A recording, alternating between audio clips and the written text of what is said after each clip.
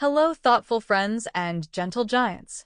Today, we'll journey into Raincloud Jungle and meet Gus, a quiet gorilla whose strength shines in every kind action.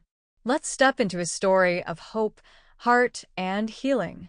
Gus the Gorilla and the strength inside, in the misty green heart of Raincloud Jungle, where waterfalls whispered and drums of thunder played far away, lived a gentle giant named Gus. Gus was a gorilla, big, strong, and quiet. His hands could move boulders. His chest thumped louder than jungle thunder. But Gus didn't like to fight. He liked to build. He stacked stones into bridges. He wove vines into swings for younger animals. He even planted flower rings around puddles to make the jungle more beautiful. While others roared and chased, Gus hummed and helped. But not everyone understood. One sunny afternoon, a young leopard named Zani padded up to Gus. "You're a gorilla," she said boldly. "Why don't you show off your strength?" Gus smiled softly. "I do use my strength, just in a different way." Zani blinked. "But you don't roar or race or wrestle." "I don't need to," Gus replied. "Strength isn't always loud." Zani rolled her eyes and ran off. "You're the biggest animal I know. And the calmest." Gus chuckled to himself. He wasn't trying to prove anything, but sometimes he wondered if his quiet strength mattered. First moral: real strength doesn't need to shout. It shows in how we lift others. The next day, something unexpected happened. A monsoon storm rolled in. The wind howled. Trees bent and cracked. A flash flood swept through part of the jungle. Animals scrambled for shelter. Tiny nests fell. Bridges broke. Paths disappeared under rushing water.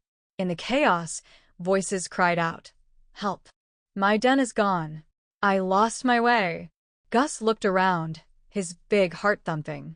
He didn't roar. He didn't panic. He moved. Gus began pulling vines to make ropes. He lifted logs to create new paths. He guided smaller animals to safety, one big hand at a time. When a baby monkey was stranded in a tree, Gus climbed and cradled it to safety. When Zani slipped on the muddy hill, Gus reached out his palm and steadied her. You came back for me?" she gasped. "Of course," Gus said, smiling through the rain. Together, they led others to the tallest hill, where everyone stayed dry until the storm passed.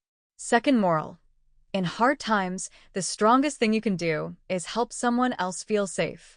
The morning after the storm, the jungle glistened, but it was quiet. So many places were broken. Homes were gone. Hearts felt shaken. Gus didn't wait for applause.